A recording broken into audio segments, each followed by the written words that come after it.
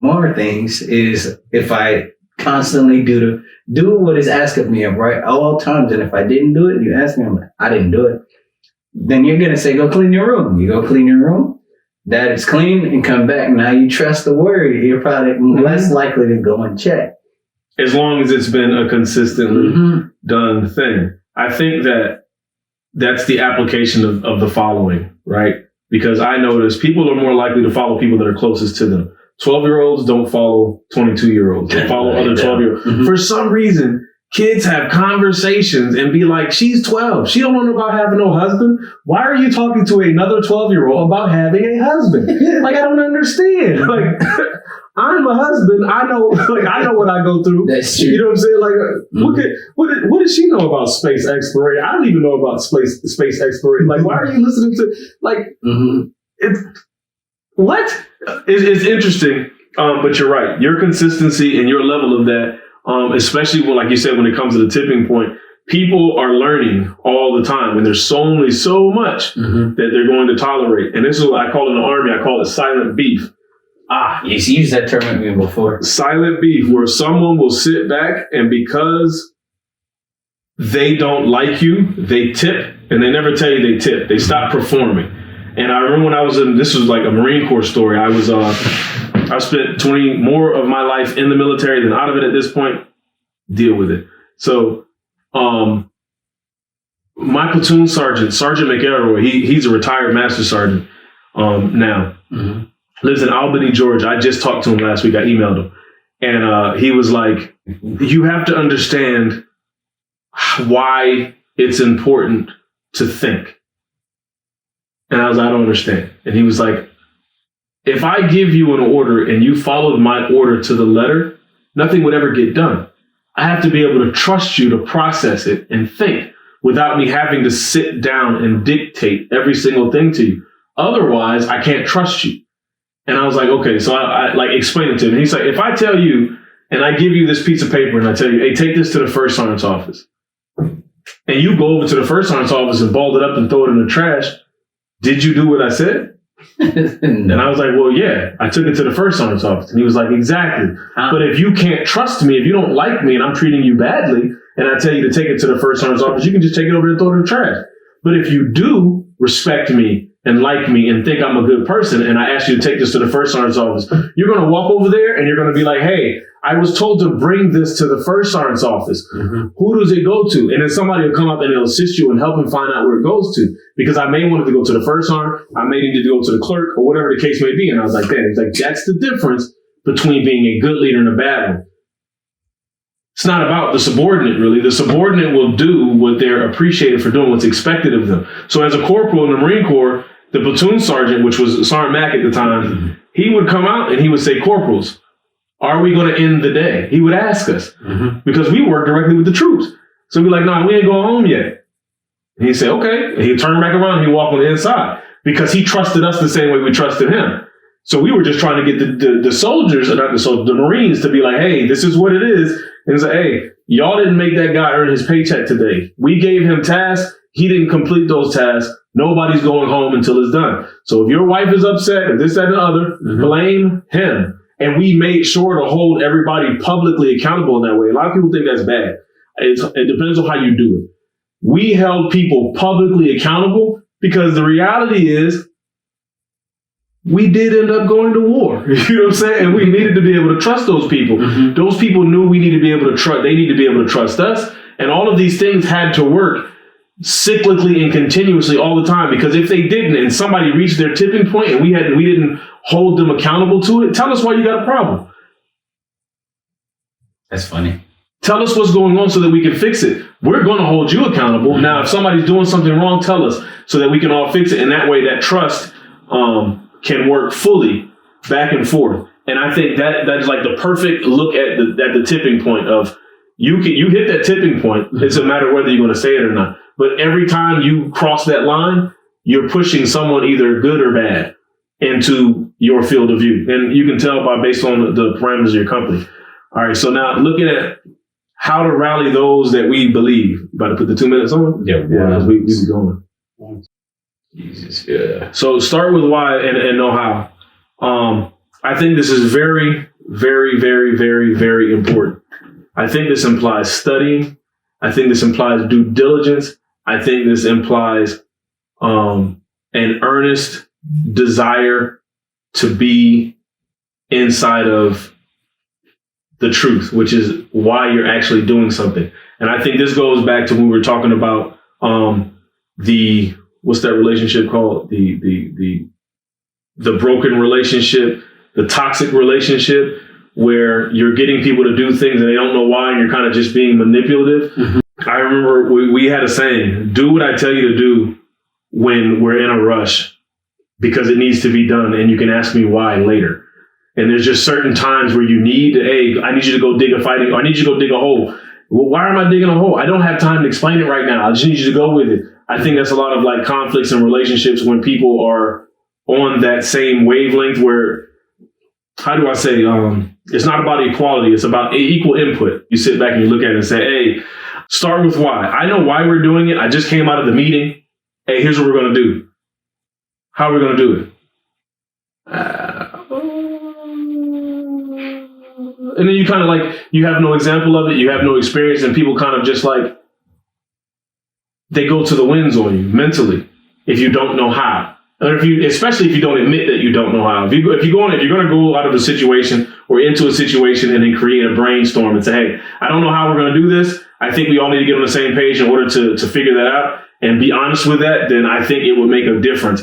But if you are trying to lead people and you know why, but you haven't done any diligence and you don't know how, what you did was just sell your idea to other people. And you gave them the right to go use it as they saw fit. That's true. I think, what? So I read a book that basically said, if you don't tell people your ideas, show it to them, right? Don't tell the world your ideas, show it to them. The invention of whiteboards. Yeah, and I met a couple of people who said, "Oh yeah, I thought of that idea." Then why someone else running around making $1 million off your idea? You know what I mean? So it was never really. It's because they're listening to your conversations on the phone with your friends, talking about your great ideas. That's true. That's true. Somehow they get a hold of your idea. So, but like what I've come to realize a lot based on my limited experience with the Army is that some NCOs, right, they know they don't know how to do it, but will not admit that they don't know how to do it. The worst person on tell you that they want it to be done this way, only to figure it out when we could just brainstorm from the get. And then if you do try and correct your leadership, they rally behind each other to smite you down. And I thought that was ridiculous. So, knowing you reach your tipping point. Yeah, and you know, like, screw this. I've seen it happen to, like, we said this person before saying, and it was kind of a tough place, because if you would have come before, I think it would have been a lot easier to help him out before he got in that predicament. But you weren't there, unfortunately. And the first leadership that we had was horrible. What I did was I started anticipating what we needed to do. And so I try to stay a step ahead of the NCO, whether it's right or wrong, but I try to do what I thought would be right within the moment, listening to the information that he said he was going to give us.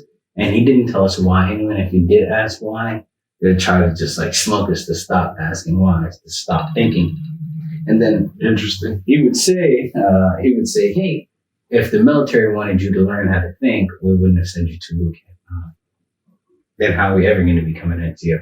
Well, but that's a different story. That was interesting. I've never heard that one before. Man, it was tough. I've heard a lot of things come out of people in the military's mouth. I've never heard basic was to get you to not think.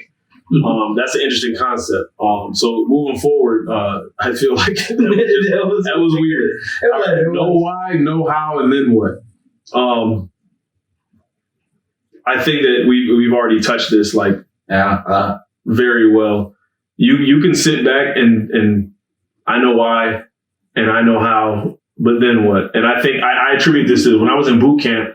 I remember we had certain people that were graded and spit shiny shoes. Back then we had roach stompers. You know what I'm saying? You literally had to sit there, newspaper, rub it in the boot polish, lighters and sit there, and we would sit there for hours doing this. And some people were naturally better than others, and other people were good at cleaning weapons better than others. But then you got a circumstance where sometimes people be like, well, you shine my shoes and I go clean the weapons. And when the drill instructor saw it, I think it was drill instructor Sean Copa, he saw it and he was like, what are y'all doing? Oh, well, they're good at that. And so nobody has to grow up. Nobody has to get better because you're not going to get good at something you're not practicing. Yes, sure. This is the point. That was the point of boot camp, was to practice some basic routines so that you all had the same basic knowledge and discipline. And that's what boot camp was for a lot of people. So when you know why and you know how, then what? Then you spread the information inside of the catalyst of doing. Because you know how, you know why, and then you go and you say, hey, so here's what we're going to do. And as you're doing it, you're explaining why you're doing it again, and you're explaining how you're doing it as you're doing it. And it just keeps running that gauntlet. And I think that that's very important. So we got to get it. I was listening to this billionaire speak. I believe it was Mark Cuban. He said, in life, you just got to take the steps. And as you move forward, you hope that the choices you made today aligns with what you want for in the future. But then I came to the military and I heard backwards planning, right? Which I thought was a game changer for some reason. Game changer. I was like, okay, if I want this, I need to do this, and this in between. Okay, what are the sub steps between those things? This, and this. So I feel like that is just backwards planning, or the term how they put it was just to cut a straight line in between all that, the ups and downs, like the ups and downs of lives. And why didn't I learn this faster? But I mean, you did. You just didn't know you did. I mean, because if you think about it, you ever been on vacation? I don't really take vacations like that. I mean, you're still young. You need to take a vacation. So when you think about it, you've been backwards planning since you were a kid. You know what I'm saying? Whether you did it intentionally or not. Think about you didn't want to go to school, or you wanted to wear white and your parents didn't want you to wear white. Yes, you backwards planned how to get what you wanted without them knowing about it. You went around it. And it's the same exact thing. I tell people when I was an instructor, I tell them, you want a backwards plan? It's like, yeah, you know how to backwards plan? I don't understand the concept. And I was like, so when y'all want to go out and play a party Friday night, what do? Well, we want to end up at this club by this time. That sounds backwards. You know what I'm saying? Like when you think about it, they're like, oh shit. And I'm like, you're literally beginning, and it's another way of saying, again, something that someone beginning with the end in mind, backwards planning, and starting with why. Like it's all why did you do that? You did that. The end state is why you did it. It's also the beginning. You're always taking a step into ambiguity. You don't know the outcome. There's a higher ratio that your outcome will be better if you plan it. But it doesn't mean it'll go through. You know what I'm saying? It's like I have a car. It's got a good battery in it. The starter's good. That doesn't mean when I go put the key in and ignition and turn, it's going to start. When why goes fuzzy. So now we're looking at the biggest challenges to success. The biggest challenge to success, as according to the book, and I think a lot of companies go through it. I think a lot of people go through it. I think that our major disconnect from nature causes this. As we get older, men start, quote unquote, having midlife crisis and stuff like that, where they've worked their entire lives. And then they get to where they don't have to work anymore. Like, why the hell did I do all this? Like, I didn't get to enjoy any of this. Like, it's just, and that's why I tell you, like, hey, you and your wife should spend time enjoying those moments, because when you get to your second childhood, a lot of men up and leave their wives. I've been working this hard and this and she's been able to have all these great things. And then a lot of women, they get to the same way nowadays too, because they get up there and they're like, well, shit, I did all of this. Why? Now I got all this money and now I have nobody to spend it with. I don't have nothing to do. Now what? Now why? So I thought of that in a completely different sense. I thought about it in the terms of being comfortable. So there's this saying, pretty sure it's universal. Hard times bring strong people brings good times bring soft people. I think the issue with most people in today's society, especially the ones who reach the pinnacle of success, is that they get comfortable. And then comfortable bring complacence. And then from there, complacence, they start losing touch with what made him wanted to operate as a tier 1 person in the first place. Okay. And so from there, once that unravels, then you've been doing this for so long, it becomes your identity. And then now your identity starts to unravel. And then here comes the spiral. Yeah. You're destroying everything from the top down. And that's why in the Jamaican culture, we have a saying that getting to the top of one mountain is just the start of being at the bottom of a greater mountain to climb. And so it's like the challenges that you face basically grows over time if you're constantly keeping yourself there and ready. The next bottom hit will not be as hard as if you got very comfortable and complacent at the top. Yeah, and I mean, and that makes sense, unfortunately, because you think about it, at what point, when you say it that way, it kind of seems like at what point do you get to be still? You know what I mean? Like, at what point, what is good enough? Because in my opinion, that's what leads to it becoming your identity. Instead of it just being like, I talk about my nonprofit. I talk about my work because it's what I've done all my life. And at some point I sat down, I was having a conversation with my wife, and she's like, it seems like sometimes you just have the same conversations over and over and over again. And I was like, sometimes I do have the same conversations over and over. It's because it's what I'm passionate about and I know why. And I constantly want to stay in contact with it. And then I recognize that it's also becoming so much intrinsically who I am. What if it doesn't work out? What if I'm not on the right path? And then I kind of have to take a step back and look at it and be like, I just need to enjoy the kids today. I'm pushing too hard. Or I need to do this, and I kind of take that step back, which puts into the point of split happens, right? Because there's two ways I looked at this.